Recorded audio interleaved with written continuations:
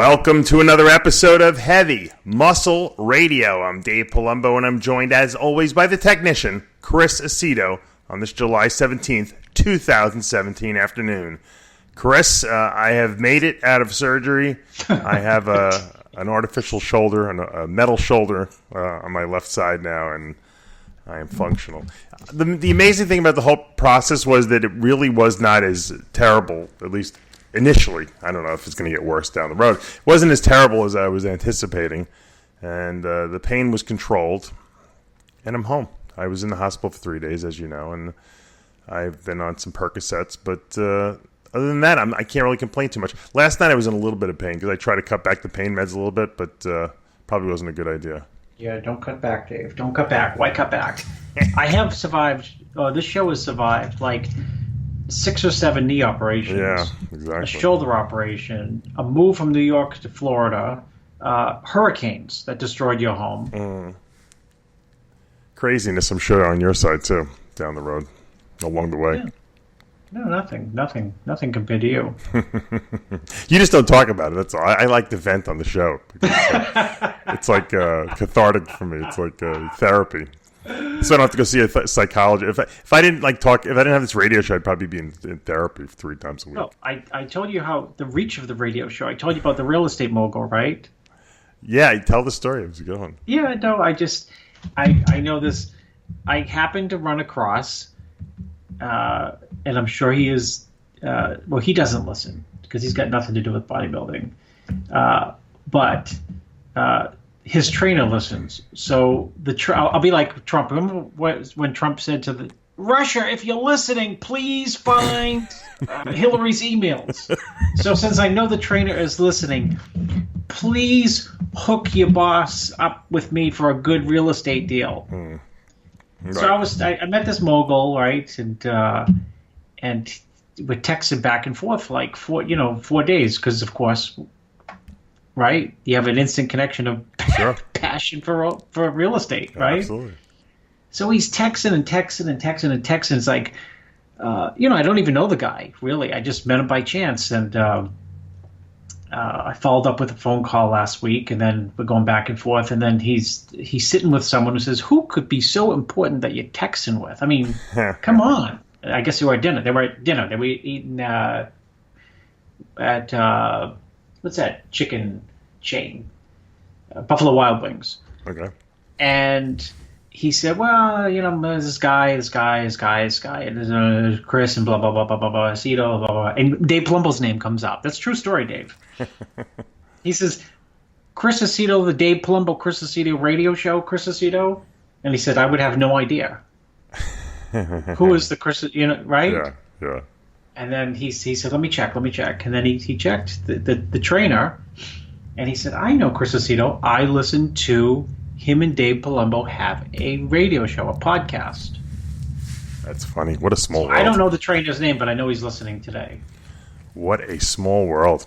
And I'm going to see your boss on Tuesday, so by the time the show airs on Tuesday, you can find out what we're up to.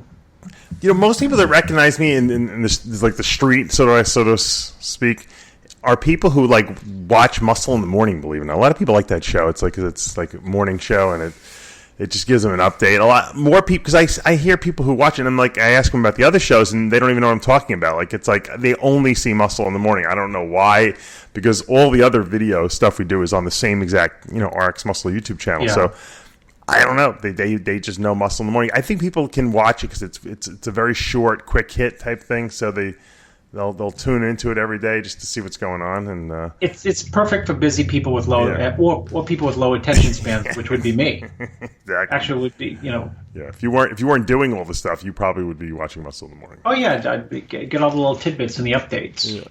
People text me and say, "Oh, okay, tell Dave thanks for I was on Muscle in the Morning." I'm like, he's just reading from a script. He don't even know what he's reading. What's that? That's not true. I read everything over at least once. No. I know you skim it. It's retention. If I said, "Hey, Dave, so and so said thanks for the shout out," you'd be like, "When was he on Muscle in the Morning?" Yeah, you know what the truth is? I probably would know because the ones I don't know, the people I don't know, like I always screw up there when I read it, so I read it like 400 times. So I do know them by the end of the script. And then the ones of course I do know, because I actually will tell my Corey to do a story on this person, do a story on that person. I'll pull pictures, and a lot of times I'm doing the work, but I'm just sending it over to Corey, and he's like just putting it all together for me. But because otherwise I need 28 hours in a day. But the great thing about Muscle in the Morning is that we try to keep on top of not just the popular people, so to speak, the Kai Greens and the Phil Heaths. We try to keep on top of the people who no one knows, because they deserve a voice. Because a lot of times, you in the Eastern USA, you're not going to there's no magazines. There's not, where you're going to be broadcasted. But if you're on Muscle in the Morning, people kind of get acknowledgement from that. So they that's their validation. I've told people this 100 times now. I've been doing a lot of podcast interviews with other podcasts, and I told them, I said, back in the 90s, and you could validate this, Chris, when the greatest accolade you could achieve would be to appear in a magazine, like have your picture in a magazine, maybe have your name. And nowadays, I wouldn't even know where to look to see anyone's pictures anymore. No one even reads magazines. But nowadays, it's like validation on, like, I'm not just saying it's only our website, but just a Muscle in the Morning story or a Live With interview is such validation in our industry, because everyone has their own social media. You can put up whatever you want, but that doesn't mean that you're being validated by the people who assess, the sport. It's like the Heisman Trophy, which is the greatest college football player in the country every year. It's voted by the sports writers, they vote for the Heisman Trophy winner. So it's like you're being acknowledged by all the people who evaluate the sport. So you win the Heisman Trophy, you're a great football player. Yeah, and I put the Heisman right up there with being on Muscle in the Morning. But I get your point. Of course, I get your point. Because you could be playing in like the Sandlot Football League, and you can run for a touchdown, and your best friend could have videotaped it, and you could put it up on your social media, and it could look like the same touchdown run that the guy made who won the Super Bowl the year before that, but. You're not going to get the same validation for that, obviously. Yeah. So, that's my spiel. It was a quiet week. Well, it wasn't really a quiet week. It was kind of a quiet weekend. There was only one pro show in Baltimore, and it was the Baltimore Grand Prix, and they had a men's physique division, which was won by Scott Dennis, and he'll be going to the Olympia. And then there was a bikini division that was won by Eli Fernandez of Mexico. Well, we got a lot of good Mexican pro bikini and figure competitors. How many pro bikini IFBB athletes are there? Who knows? That would be a tribute. I don't know. That would be a 1,000? I don't know. Probably. I would say so. Probably close to that. That would be a great trivia question. Speaking of trivia question, Chris, remember we were talking about the bodybuilding Trivial Pursuit game? Oh, yeah. That used to be sold in Gold's Gym Venice. Well, someone... Ed Connors, which I watched that interview. Tremendous interview with Ed You Connors. Finally saw it. I know. It took you a long time. You really need to do a follow-up, Dave, because he's like he's a savant on, the Matarazzo stories. I know. He's got, he's got infinitesimal amount of stories. And you know what? Humble. It's like, well, I watched it. You gave Chris a start, and he's like, no big deal. He does not understand the impact that he's had on people's lives.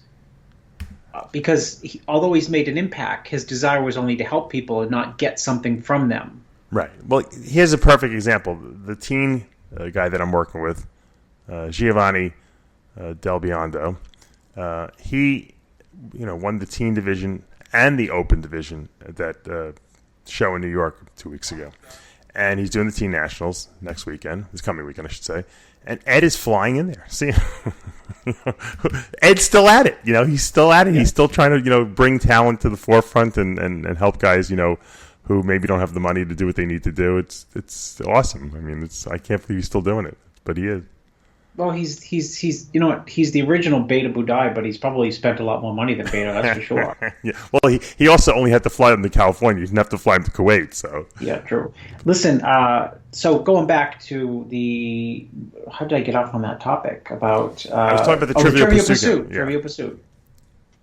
So someone sent me, like they took a couple pictures with their phone of the questions and some answers. so that we can read them on the air and I can test your knowledge of bodybuilding from And the you actual didn't even game. know this game existed. No, the funny thing is, I was reading through some of these, and like they're not edited that well. You know, it's not like professionally done. There's some like grammatical errors. I don't know who wrote these questions, but let me. I'm going to hit you with a couple. Let me see if you know any of these. All right. They should have sent them to you, so you could have read them to me, but that's all right. How many times has Rachel McLeish placed second in the Miss Olympia contest? Once. I don't think that's right. I have to look it up. Hold on. Was it twice? I think it's twice. Come on, Chris. I gotta Could be a typo. Could be. Hold on. Who confirmed this information? Who was on the panel to confirm it? I don't know. This is keep just from her the in? game. Twice. She was twice at the Miss Olympia. Twice she placed second at the Miss Olympia. Yeah, I think after the second time she quit. She just, All right. What important location in bodybuilding history and development was David Schwartz the unofficial mayor of? What the hell? Who is Dave? This is all Venice, gold stuff. Oh, the so mayor of Venice, I guess. I don't know. Muscle Beach and Santa Monica, California. Close enough.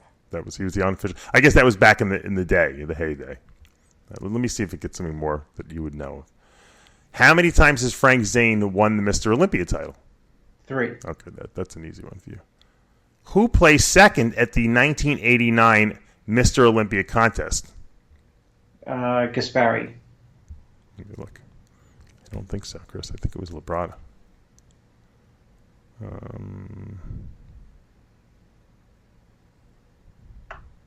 Labrada. Oh, Labrada. That was in Rimini. I thought 90 was in Rimini, no? Oh. No, 90 was drug tested in Chicago. Oh. See, we're getting old. We can't remember these anymore. Yeah. No, 90 was drug tested in Chicago. You want to hear the Samir story from 1990? Sure. Sure. I was there with him. A little nostalgia. That was the year that Haney was off, because the year after that he came in really good and he won his last Olympia. I remember that. Yeah, everything you need to know about stocks volatility you will find in Samir's Physique. Where stocks, you say, what happened? I bought it for 100 and the next day it was at 40. Samir was in a Chicago hotel. They were drug testing it. Yeah. And I was in the room. You can ask Lou Ferrigno and Jerry Brainham. Is that why guys were off that year, because they were drug tested? Yeah, but Samir was not off. And this had to be like 2 days before. First, these are the things that went wrong. First, he had somebody to come put the Protan on. He should have got Stacy Kaufman to come in. Yeah, exactly. And he had a house painter come.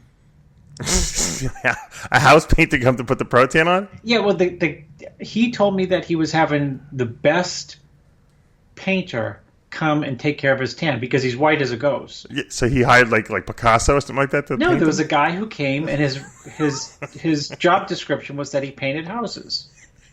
This is what people had to go through before spray tanning and everything. Okay, and here's the dangerous part for all you gurus, myself included, because you don't know what to do in situations like this. He was posing for, it had to be 2 days before, me, Jerry Brainham, Lou Ferrigno, and Dave. He looked bewildering. Oh, so he really looked good then. Oh, ridiculous. And I didn't know if he was... I just figured he was perfect, but this was like 2 days before the show.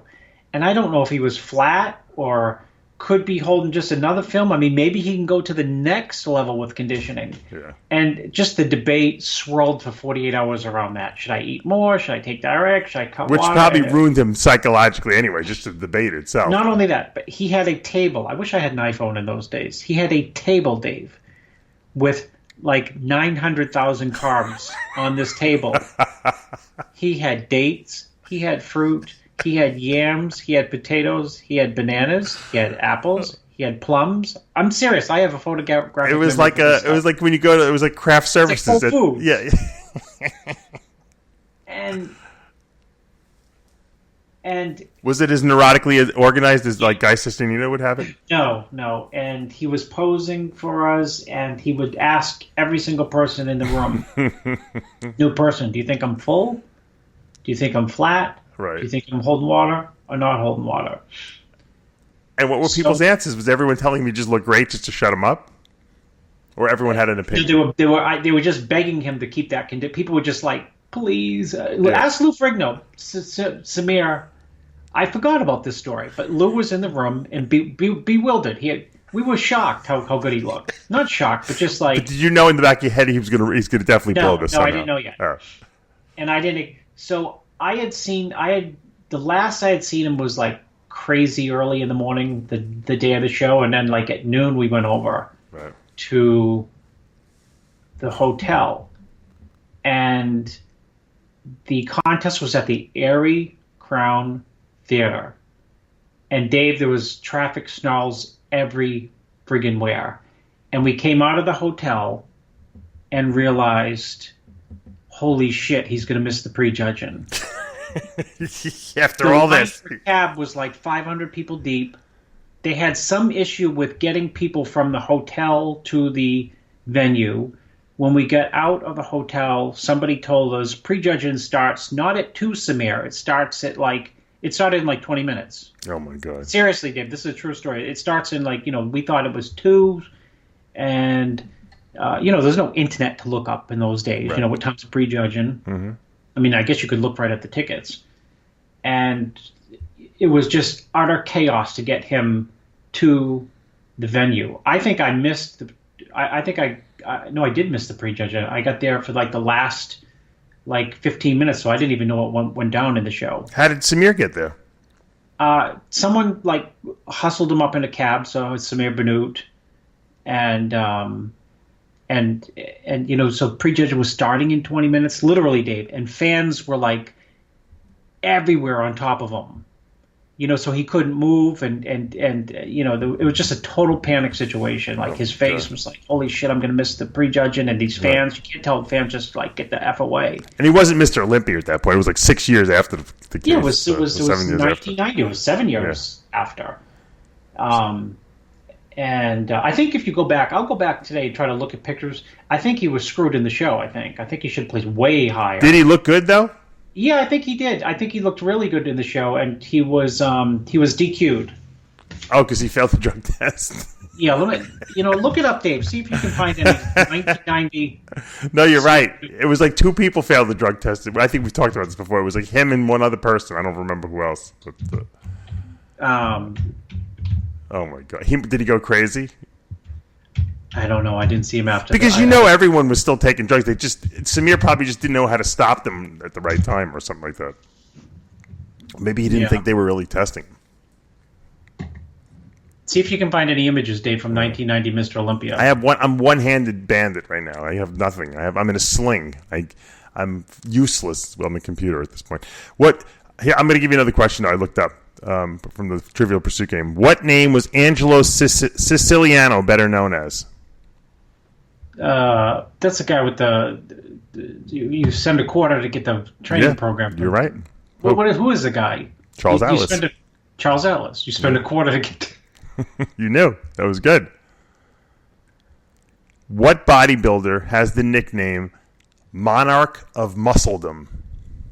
The Monarch. It's a good name. Of Muscledom. Well, where do monarchies exist in that period? You'll probably never guess it. It's a well-known person, but you'll never guess it. The Monarch. I know the Monarch butterfly.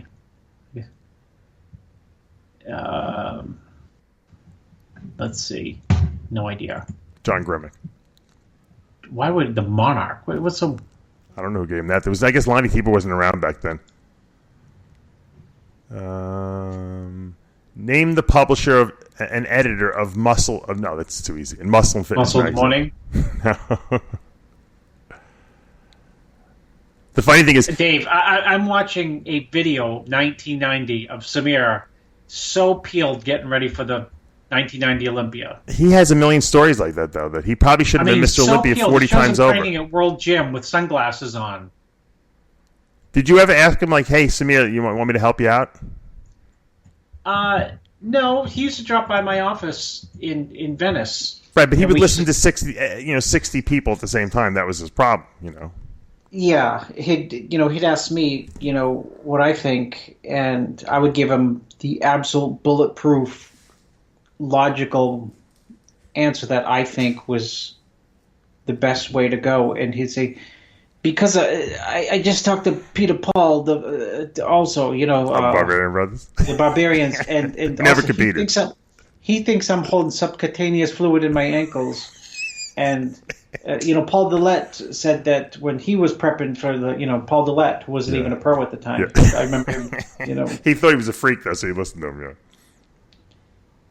Or Jerry Branham would say this or that, or So he would. Dave, I remember it like yesterday. He used to come into the office, and I'd be like, just amazed at the way he looked. This was always like 5 weeks out, 4 weeks out. But wasn't that the story of his life? I mean, he was always looking great. Like he was the guy who always posed in the gym, as opposed to the guy who had 10 sweatshirts on, and everyone was like, "Holy shit, Samir looks great!" And then he'd always find a way to f it up, before the show. Well, you know what?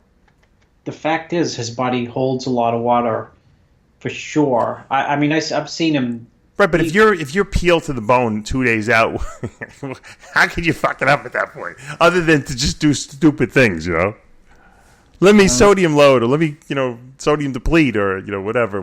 Like, because people think they have to get even better than they are. 98% is not good enough. And I think that's the majority. People make mistakes like that. They look really good and then they sabotage themselves. Yeah. It's a shame. They're fun times, though, man. They're fun times. Samir was the first person I knew with a cell phone. Yeah, that's crazy. It wasn't a cell phone, Dave. It was like a box. Yeah. Yeah, in the war, like when you like they sent the signals, the Morse code through. No. In the war, like when they have the guys like in the the telecommunication guys, with the Morse code, like in MASH, when they'd have that phone and they'd be talking to someone. He had a phone like that. Yeah, I had a friend who had a phone like that too. Then right after that, those like Star Trek flip phones came out. Yeah, or the Motorola ones. Excuse me. Yeah, I think it cost like $400 a minute to use that phone.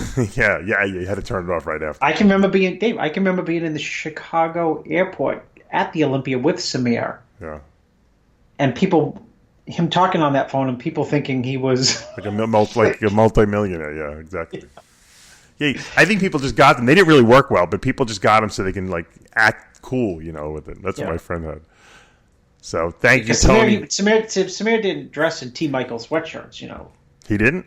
When he was going to the airport and stuff, he had on, he was dressed like he was going to meet, the United Nations. You got to represent the sport, He was a great rep, He had the whole gig. He had the gig down. He knew the whole Mr. Olympia gig. The problem was he just couldn't win it more than that 1 year. He would have been a great Mr. Olympia had he continued to win it, because he was very giving back to the fans and stuff like that, and he was a man of the people in the gym. He wasn't like one of these guys that would isolate themselves. The problem was he got lucky that 1 year. He hit it perfectly, and he couldn't reproduce the formula again, Well, he had the formula in 82, too, so he'll disagree with you. He looked tremendous in 82. Oh, he did? Okay. Yeah. That's the Chris Dickerson one. Yeah. When's the last time you had him on live with? Because then he punched out Joe somewhere. No, he grabbed him. I've got the interview with him on one of the radio shows, but I probably should get him on live with, because then he could actually do the facial expressions of Joe Weider when he's actually imitating him. And now he can imitate him and not worry about it, because Joe's not alive, so no one's going to get insulted or anything like that. Although I told you. Yeah. No, there'll never be another Samir. Samir used to call people at Weider's from his house and pretend he was Joe. Yeah, no, he told me that. That's great. He'd get people on the phone and they would say, "Oh, Joe, yes, what do you need?" And it's, he'd say, I do that as Blackman, but the only thing I get in return is people telling me, "I want my money." Yeah, well, I know, but there was like, in those days, Weider had like 60 employees. Blackman's down to Ron and Sean. Well, but Weider paid his employees. That's why they were very. Well, that's why he's down to 2. He's down to Ron and Sean. Yeah, and I'm not quite sure if Ron's getting paid, to be honest with you. All right, let's. I want to just thank Tony for sending us those trivia questions. Maybe they'll send us a couple more when he takes a couple pictures of the thing. Let me see what else I got. Since we've been doing maybe questions. It's got to be updated. Maybe Yeah, I just don't. Who's gonna do it? Well, maybe I can reach out to Bostin Loyd and we can do the drug, Trivial Pursuit. What anabolic steroid increases prolactin? You know. Oh my god. Chris, your buddy who bought you the headphones, Derek, wants to know: have you smoked Arturo Fuente cigars? No, I have not. But I will give you my address, and you can mail the Arturos to me. Right. I'm sure he'll do it. I was in the post office the other day, Dave, and someone was sending out chicks. Do you know you can send chicks through the mail? Chickens? No, I didn't know that. Regular mail. Well, you probably could, because I send snakes in the mail, and they ship pretty well. Oh, there you go. My friend Cole wanted to send me a pizza from New York, because he said I wasn't getting good pizza down here. And I guess they have a website where you can send a frozen pizza over, you know. Although it's been pretty hot down here. I don't know how long a frozen pizza would last. But you can send anything now. You could really mail. Did you see some guy got caught? He was mailing king cobras, baby king cobras from Indonesia back to the United States. And one of the customs guys caught it, and they opened it up. Luckily, they didn't get bit. They would have been dead, because even the babies are deadly, you know. Crazy. People are nuts. People will try anything. I got news for you. They will try anything. I was thinking about it. Australia has a restriction. You cannot import animals or export animals out of there, or even import animals into there. It's like there's like a complete blockade on that. Somehow people must do it, you know. But I was thinking, man, if I go there and I put them into a protein powder tub, and I'm like, what the fuck am I doing? Why am I complicating my life like this? You know. But you think about it, because you hate to think that something can't leave, you know, a certain area and come to an area where people actually want that thing, you know. So people will try to do anything, you know, to get around the rules. Back in the day, I might have done it, you know, my 20s, not anymore. Well, you can just have a private plane and just, you know, I mean. Let's just fly it in that way. You know, my problem right now is I'm just worried about getting through the metal detector in the airport now with my new joint, you know. And next year I'll have the right shoulder done, so. Crazy what happens when you get older. But you know what? I think I'm going to be better off with this. I think that I was suffering too long with the old shoulder. I don't think it could possibly be worse, and I think that the pain is going to be gone eventually when I get through all the therapy. But it's a slow process. It's like bodybuilding. You got to just be patient. All right. Yeah. Patience generally works in everything. Yeah. If you do it. A lot of people just don't have patience. Let me see what else I got here. Chris, does it piss you off or frustrate you guys a bit when other media companies try to copy your style, trademark of content, and use it in their videos? I noticed a lot more activity doing similar content to what RxMuscle has done over the years. Who? This is from our friend Paul Cullen. I know, but who? Like what? Well, I think he means like that. You know, we come up with these ideas to do a show, and then people copy it, or they report on what we're talking. In other words, no one has anything to talk about, so they just say, "Oh, what is RxMuscle reporting on?" We'll just you know what? You know what the truth is, Paul, and I tell this to everyone. I don't pay attention to anything. You don't. My life is very easy. I don't worry about other gurus. I don't worry about, you know. Is Phil Heath going to look really good at the Olympia? I don't worry about, like, because these are what people email me about. Mm-hmm. I don't worry, not worry. It never crosses my stratosphere of, like, how's Rami's prep going in Kuwait? I don't even worry about Cedric and Roden's prep. I let them worry about it. Yeah. How is Cedric doing? The point is, you're putting in the work, right? Yeah. You can't worry what other people are doing. No, I agree, 100%. It's a total waste of energy. Yeah. You know, or just even like, you know, people, did you hear that? I saw on Facebook that Kai Green, you know, met Phil Heath for lunch, and they were in the same restaurant and a fight broke. No, I didn't. And, you know, even if it did happen, I really, you know, doesn't concern me. You know, I like the adage, mind your own business. I think you can get far in life if you get up early in the morning and mind your own business. Yeah, I tried it. It's all right. It's a little overrated, but Because I always get sucked into the drama of what's going on in our industry because people start texting me and emailing me what's going on, even though I try to ignore it. People want you to know because they want you to comment on it, and people want you to know because a lot of times they don't in the past, especially when people had contracts everywhere and their hands were tied, people didn't dare to let out what they knew about this and that and that and this, so they would call Dave. Yeah. And they would hope that you do something on it. True. Get me in trouble. And that's what get you in trouble. Yeah. So, Chris, you sent me this thing from Elon Musk, who we know is the guy who's pretty much done everything with from PayPal to Tesla and the spaceship thing that he's got going on into space and solar energy. And now he's saying that we should regulate artificial intelligence because he thinks it's going to run amok, so to speak. Sounds like the Arnold movies, right? Yeah. Do you ever think that could be a problem where the artificial intelligence, the robots we're creating, will actually be a risk to us? Well, it's Elon Musk said it. Hawkins, said it. I forget Hawkins' first name. Stephen Hawking. Hawking. Who also very concerned about it was the founder of Microsoft, Bill Gates. He was too? I didn't know that. Yeah. No, the trinity of believers of those three, with I think Mark Cuban may have commented on it too, but Bill Gates and Elon Musk, kind of brilliant guys, I would say, have been pounding the table with regards to be careful with artificial intelligence. They think that it's gonna become self-aware and it's gonna start, telling us what to do or trying to take over. I mean, take over, just like Arnold's movie. Really? Wow. Interesting. I wonder if that'll ever happen. I guess anything's possible. That would be crazy, though. I mean, if they get self-awareness. I mean, these artificial circuit boards. I always tell my kids they're 13, 12, and I have a 3-year-old as well, but they met my aunt who died when she was 103, and she was completely, unequivocally, 100% coherent up until the day she died. And she would tell them stories of when she could remember back, Dave, to when she was like 7 and 8. She can remember probably any. Oh, you said she was coherent though too, huh? She wasn't losing her mind. Really? No, not at all. And she would tell them stories of like having no toasters.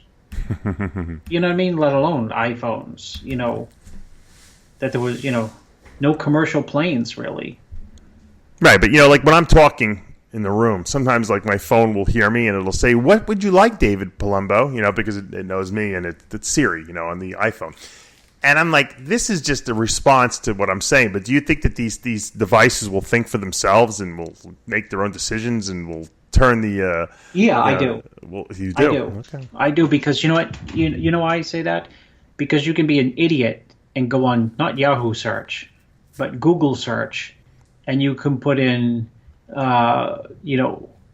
misspell everything, and not even look at the keyboard. Misspell everything, and it comes up exactly what you're looking for. Yeah. Okay. Well, you know what? I'll tell you one thing that's kind of scary. I was, my wife and I got into the car yesterday. We're going to go to the bagel store. And what did she say? What would you like for a bagel, Dave Palumbo? No, her phone popped up and it said, 15 minutes, to the bagel store. Take route whatever. It's the clear. How do they know you're going to the bagel store? Because we go every Saturday, so it knows the pattern of my behavior now. It knows exactly where I go.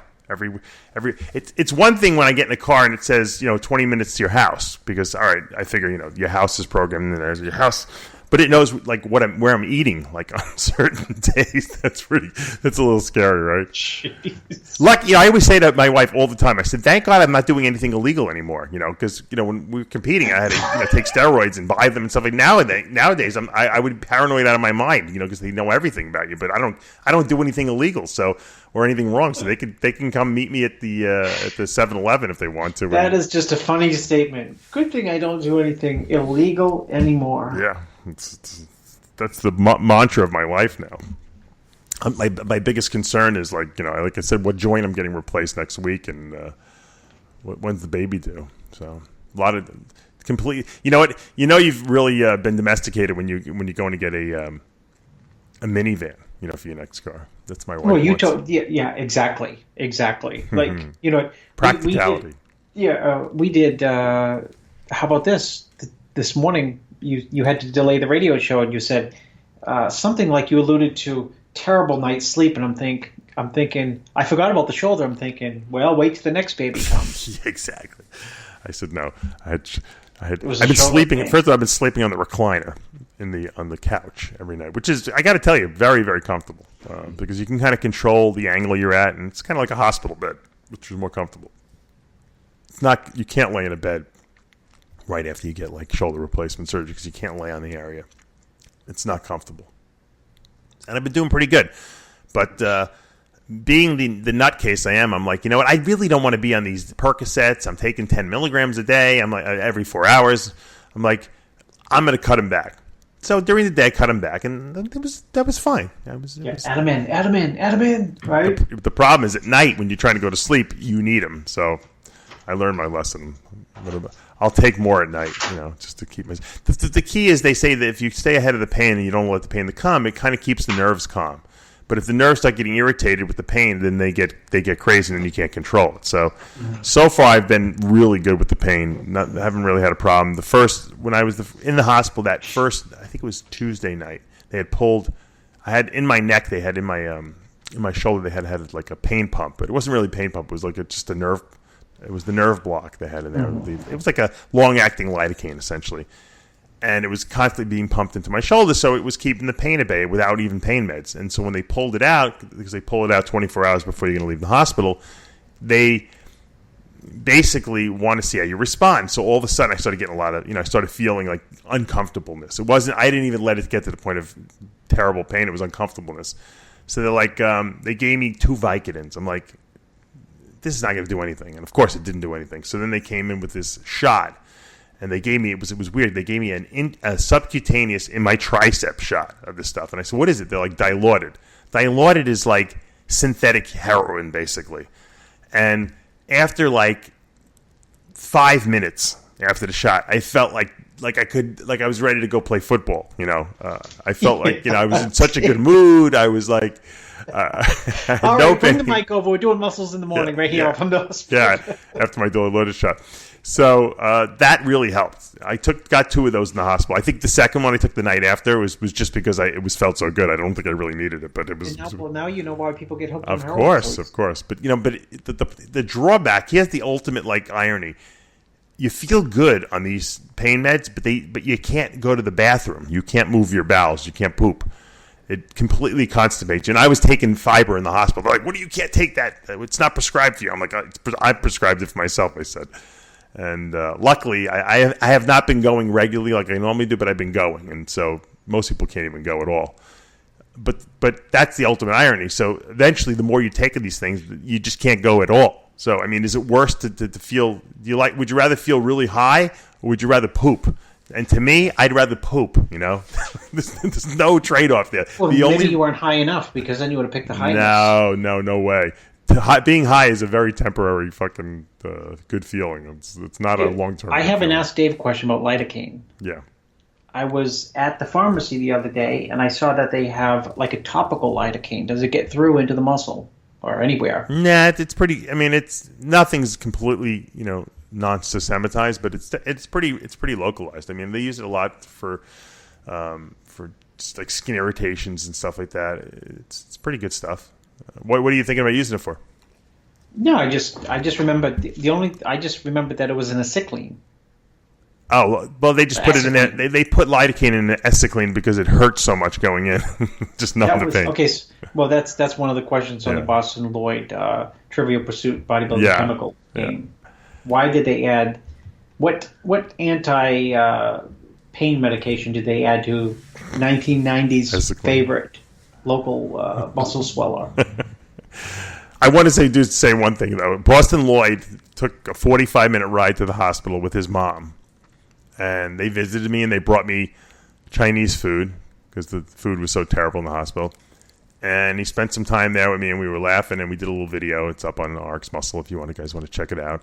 And I filmed his mom. I made her pose because his mom's 58, and she's freaking shredded. Matter of fact, the reason why Bostin got into the whole bodybuilding world is because she was on like a Milos Sarshev competition swing at one point. Like 2 years straight, she competed every weekend or something like that. So Bostin would be, as a kid, going to all these shows, and he wound up starting to learn all the poses. And he would go up on stage and do like his own guest posing as a little kid. You could actually Google the videos, believe it or not. That's crazy. Yeah. So she just moved to Tampa, and I'm like looking at her, and her legs are shredded. She's got ripped abs. She could absolutely turn pro this weekend at the Masters Nationals if she wanted to. No one would beat her in that 55 and over class. That's how good she looks, and she's not even preparing for anything. This is like her off season. And Boston's like, yeah, I promised if she came to me, I would take her to the Powerhouse Gym here in Tampa, the new location. He's like, but I got to be mentally prepared because she trains for like 2.5 hours. She's real old school. Crazy, huh? Yeah. So anyway, I was going to when we put up the interview, Johnny did the interview. He's like, I don't see the footage of Boston's mom. Excuse me. And I said, I don't know where it is. And I thought I lost it. I was so upset. And it turns out Boston's like, I saw it on your phone. It's got to be on there. And so I found the footage. So I'm going to put up the lost footage of the Bostin Loyd's mom posing footage. Well, I'll put it up probably by the time people see this radio show. It'll be up on our website. Who's a better bodybuilder, his mother or Lee Priest's mother? I think that his mom is better, to be honest with you. She's got good structure, That's why Bostin has good genetics. I mean, he's got the mom, who competed, and then John Loyd, his dad, was a good bodybuilder, yeah, his father was a very good bodybuilder. Very overrated. I mean, underrated. Yeah, so, I mean, that he definitely has the genetics behind him. So he claims he's not competing anymore. He's just, his revelation is that he's not doing crazy cycles anymore, but I don't believe him. I didn't realize Bostin was. I've met him like many times. I just never realized he was so tall. I guess maybe now that I'm in the hospital, I felt vulnerable. He's like he's like 6'3". Isn't that crazy for a bodybuilder? Yeah, that is very, very tall. A lot of these new guys, the young guys coming out of the woodwork, are really tall. Dallas McCarver's really tall. Who's the other kid? Regan Grimes is tall. Yeah, a lot of these guys are over 6 foot. We never saw that back in the 90s. Boston says Regan looks like a dancer, I think. Danced his way to second place in his second pro show. Oh, my God. People are so crazy. Isn't that Bumstead kid pretty tall also? Oh, yeah, he's very tall. So, yeah, he's very tall, very good body. Very Speaking of Canadian bodybuilders, I interviewed Johnny Shreve.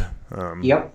He's up on the site if you guys want to watch that interview. He was a football player, switched over to bodybuilding, and might make a big impact on the scene. We also have a new show on RxMuscle, always coming up with new, creative, innovative things. It's called Anabolic Review. Oh, and, call Paul Cullen and tell him to, everyone can copy it now. Anabolic Review, now copied by. And I'm doing it with Dave Crossland from the UK because he's like a 400-pound freak. I love him. He's just got that wry British humor too. So we're doing it with the first episode was called Trend Talk. We talked about Trenbolone. So next every 2 weeks we're going to be doing that Peter McGuff boat already sailed over to Flex. So there's the Blackman can't copy the show with dry British wet. He's got to find someone else. Yeah, get Peter to talk about Trend. I'd love to find out how much money Peter's owed. I guarantee it's over $50,000. Guaranteed. No doubt in my mind. But these guys allowed it to occur. I guarantee you Sean Ray's not owed any money.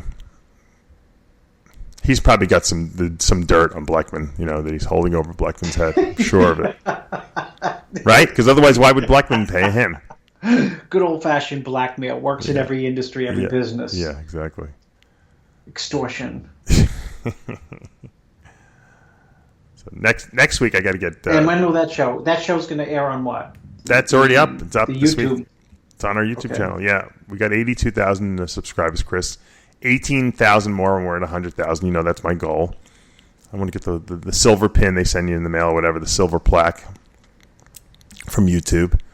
What do you think about this guy, Sergi Constance? He was a big European star in men's physique. He wasn't really competing in the IFBB. He switched over.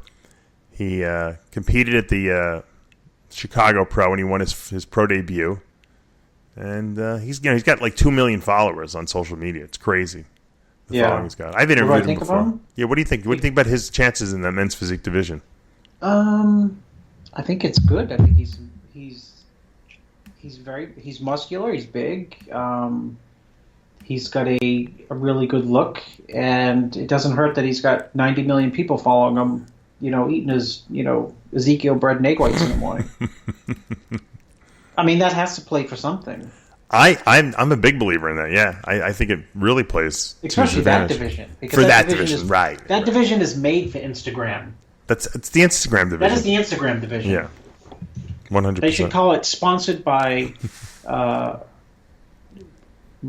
Is it Mark Zuckerberg? Is it Mark? Mark the Facebook guy. Yeah, I'm getting him confused with Zuckerberg. Who's the owner of the New York? Don't confuse me, then I'll be confused. Yes, Facebook should sponsor it. Yeah.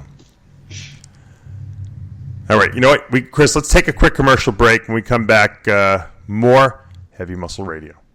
A legendary name in hardcore supplementation. Iron Mag Labs. 100% original, patent pending andro compounds. The most effective, hardcore, groundbreaking bodybuilding supplements in the world. Iron Mag Labs. Revolutionizing hardcore supplementation for more than a decade. Visit ironmaglabs.com. ironmaglabs.com. Welcome back to Heavy Muscle Radio. I'm Dave Palumbo, and I'm talking with the technician, Chris Aceto.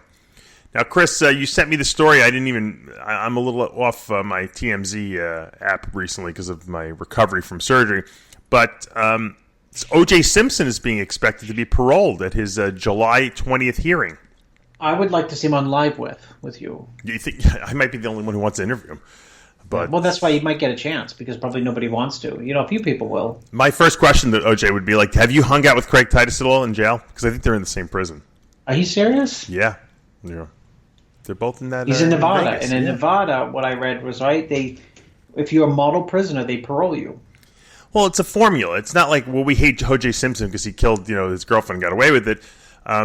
It's that if you are a model citizen and you serve this much time and if all the checks check off, they say it's a foregone conclusion.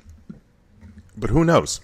There's always the human element that you can't figure out. Yeah.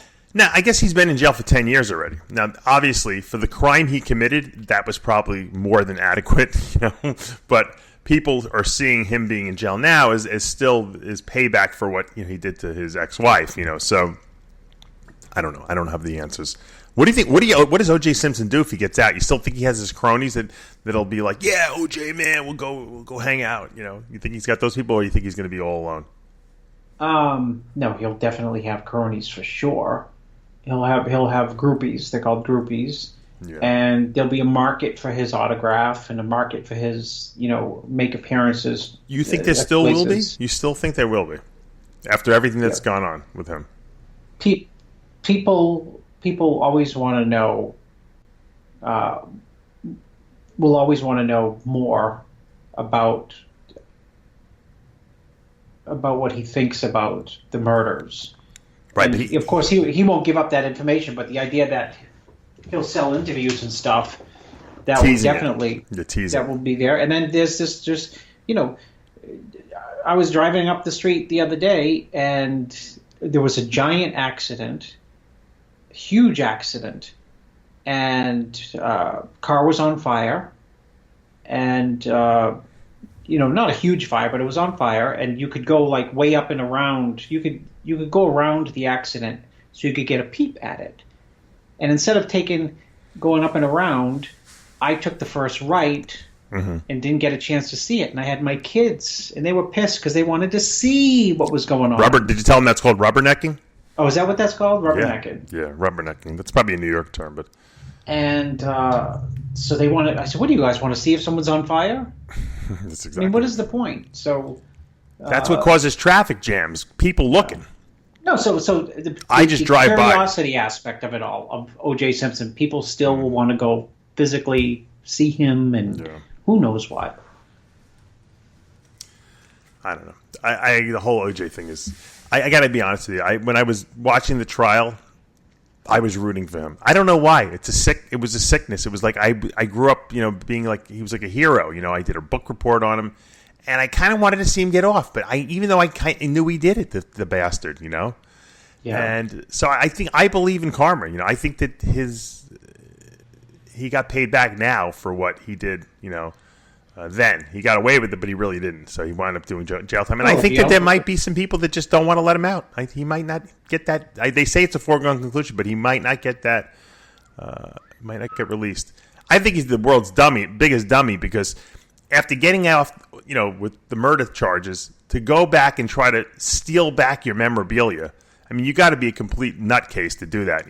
Given the fact that the whole world is watching and waiting for you to slip up and do something stupid. And then you go and do something stupid. It means you're stupid.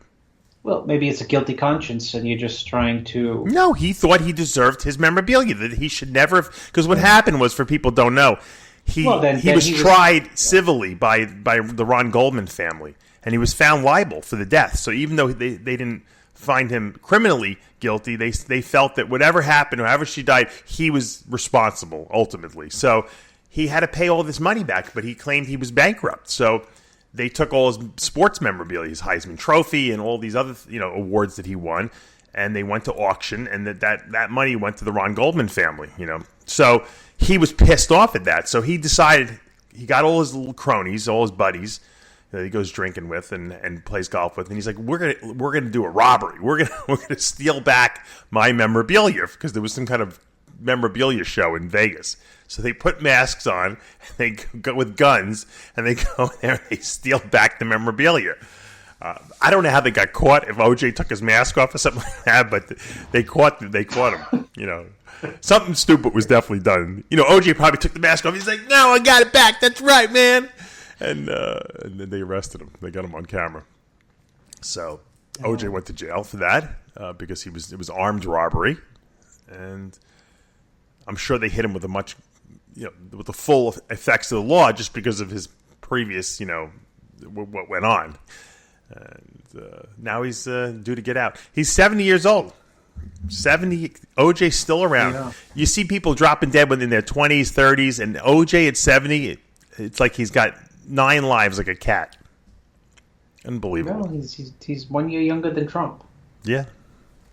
Same school they came from.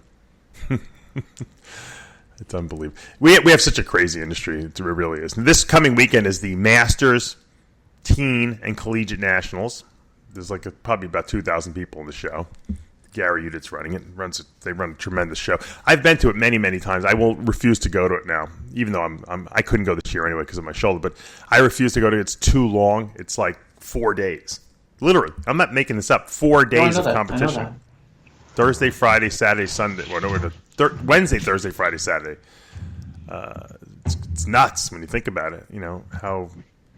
How big that show has grown. But I will say one thing. I'm glad that they hold it on 4 days and not try to jam it into 2 days, because the show is that big that it needs 4 days. I mean, you can only expect the judges to sit there for so long before they start becoming terrible judges. So kudos to Gary and Jim Mannion on making that show 4 days.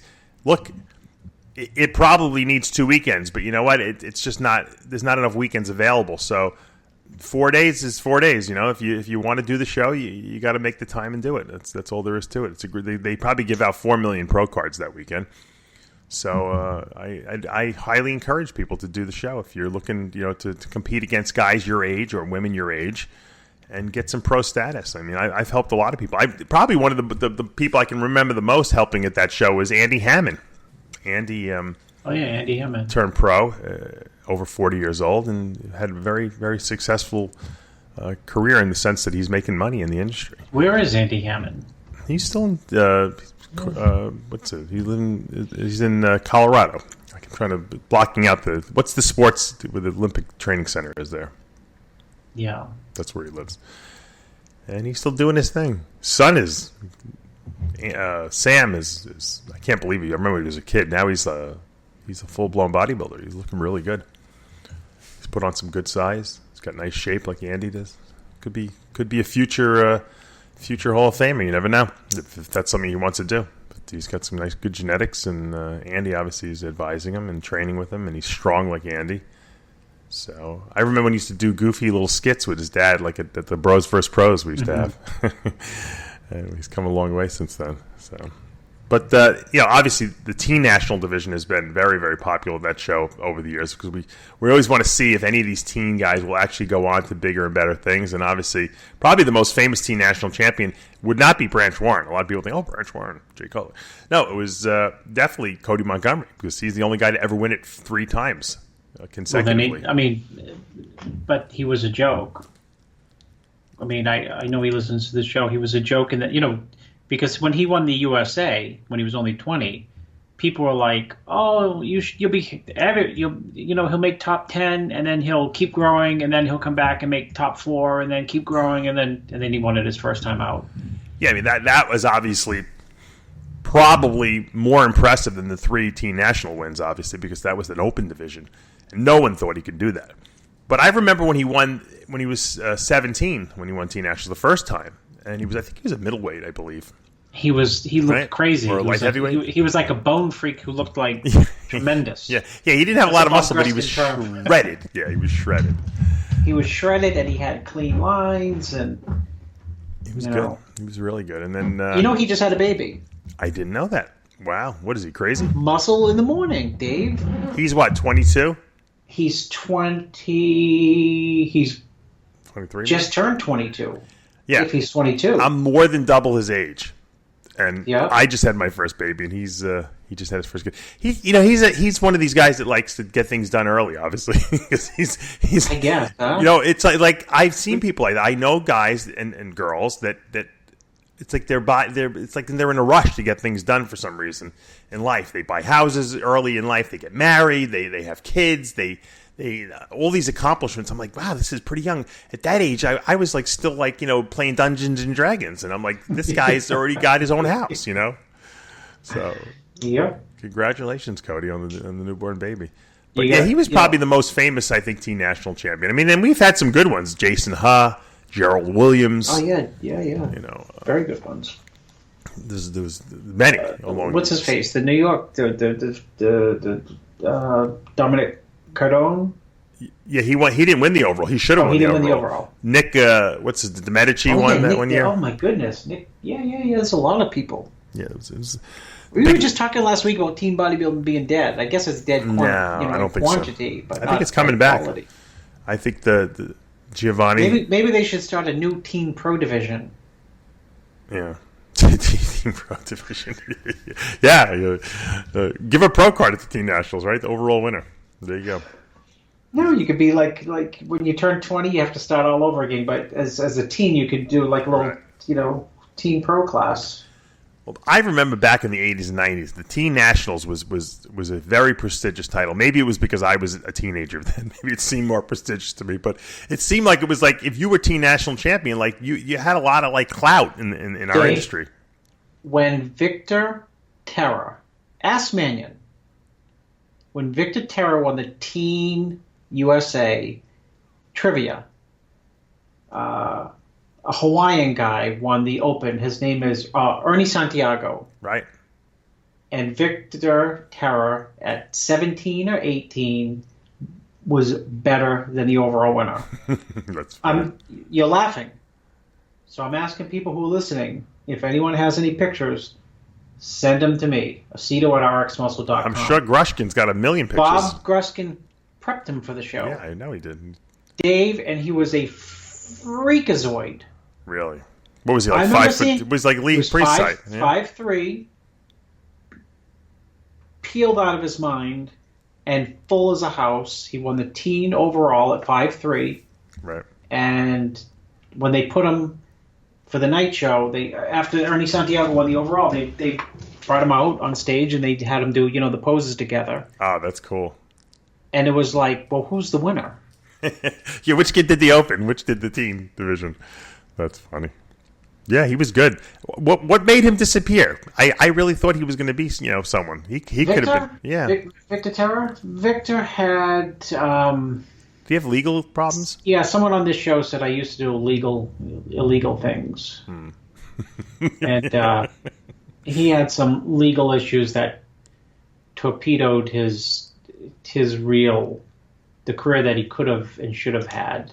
Yeah, he was a freak. I mean, when you, it's one thing to win the T Nationals, but it's another to win the T Nationals and be the best. Though Cody was only 1 year away, I guess. I guess it's been done. I mean, there's the believability of it all, because people probably listen and say you're full of crap, but Cody was 19 winning the T Nationals, and then the next year won the Nationals or won the USA, same thing overall. Yeah. And then he placed. Then 6 months later, he placed at the Arnold top 10. Yeah, now people think he's a joke. When will we see Cody Montgomery back on stage? I don't know. He wanted to do this year, but the baby thing, not very conducive to good sleep patterns. Trust me. And Sergio gave him a little rope-a-dope. Sergio Oliva, because Sergio was on your show saying, no one has ever won the Olympia with kids. Oh, was that directed at Cody? I don't know if it was or not, because they're best friends. No, I know they are. It probably was an inside joke shot at him. Yeah. Well, we're not going to belliger this show too much. I'm faking my way through it, but I'm not like super comfortable. So hopefully by next week I'll be back in action. What was that painkiller the doctor gave you under your tricep? Oh man, Dilaudid, man. That's the Dilaudid. Why don't you send him over to give you another Dilaudid? We'll do another radio show. It is ironic, A lot of people said to me, I got a lot of text messages from people. They didn't realize that I had just gotten surgery, because I was responding to people's emails and text messages on Monday after the surgery, like the same day of the surgery. And then other people said to me, on Thursday, Friday, like, "Wow, you're back to work already, huh? It's only been 4 or 5 days since surgery." I said, "I was back to work as soon as I got out of anesthesia." I said I was back to work. Because I'm a nut. I can't let the emails and text messages stack up. Although I did tell a lot of people, a lot of clients ahead of time. I kind of did their update right before, like the day before, and I said, "Look, give me 2 days off." And most people didn't bother me for 2 days, but some people just didn't know. So I was answering some emails. I didn't have a lot, but I had some emails and some text messages, and a lot of people. I would have loved to have known, because I would have sent you from my wife's phone little text messages. I feel like I'm holding a little water today, Dave. What do you? Text you during the surgery, Dave. It's been 10 minutes since I texted you. I had one person who was like starting to get mad at me that I wasn't getting right back to them. I said, "Look, I said, I don't know if you're aware, but I did have not shoulder surgery, it's shoulder replacement surgery like 3 hours ago." They're like, "Oh, okay. Sorry, what are you doing? What are you doing responding to me?" I'm like, "Because I knew you were upset." I said, "Oh, I thought you were going to say, oh, no, here's another one. Oh, I'm so sorry. Jeez, Dave, I'm sorry." So, what? That's okay. Why don't you get back to me tonight? Yeah, or one quick question, as long as I got you on text message. I got that one, too. I'm really sorry to bother you, but you know what? Since I got you, can I ask you one quick question? So, it was funny. I love all the people that ask me questions, truth be told. All right, Chris, enjoy the day with your son and daughters. You don't have daughters. You know what, Chris? My wife asked me the other day, she's like, when is Chris going to be trying for some daughters? And I said, I don't know. Only the universe knows, Miss Amanda. Only the universe knows. I said, we got to ask Chris' wife. Bequeathed me with 5 daughters. It's all been written. That's right. Would you try again, or are you done? Huh? Are you done? Would you try again? Are you trying, baby? That's a better question. Is this a Trivial Pursuit question? Or yeah. Yeah, no, I would love to have another kid. Right. Another son or a daughter. And I applaud 21-and-a-half-year-old Cody Montgomery for getting things done quick. My wife wants another one. She wants a third. Of course. Is she Italian or something? She's part Italian, yeah. Hear that, Jose? She's part Italian. Yeah, Jose's dangerous. You don't want your pregnant wives around Jose when they're ready to pop, because he finds that sexually appealing to him. He does. So no, I just made the comment because his wife is Italian. I know. He's got to knock her up, and then he'll be really, really sexually attracted to her. He'd be a good dad. How come he hasn't tried to have kids? I don't know. He'd be a great dad. Yeah. So, I know he's listening. You know who else would be a great dad, who's a complete nut job, and we both know him very well? Guy Cicinito. Oh, he'd be a great dad. Yeah, except he'd be one of those dads out there, like they'd be on fighting the No, parents of the other team. It'd be like T-ball. What the hell happened to baseball? He'd get his son out there, right? He'd be fighting. No, but he'd be the dad screaming from the sidelines. Well, listen, I take that my call son wasn't right. What are you, blind? Dave, I take my son to soccer tonight. Yeah. I know nothing about soccer. But you're still yelling, right? Well, no. But I know what good coaching looks like. Right. And I know what good instruction looks like. And I watch the coach, this particular coach, been coaching my son for like 3 years. Mm-hmm. And I remember one of last year's practice, the kids were like acting giddy and acting up. And he just, okay, practice is over, go home. Except he didn't say it like that. He screamed at the kids, go home, don't waste my time. I am not getting paid. I do this because I'm passionate. You guys not going to respect me? I'm not going to respect you. Tell your parents to get over here and take your rotten kids home. Really? I loved it. Did you say anything? No, of course not. Because, the kids are disrespecting him. He's right. You're saying he's right. So, you know what? I saw him. I've never really spoken to I saw him at a cookout last Sunday at his place after the soccer first practice of the year, this league.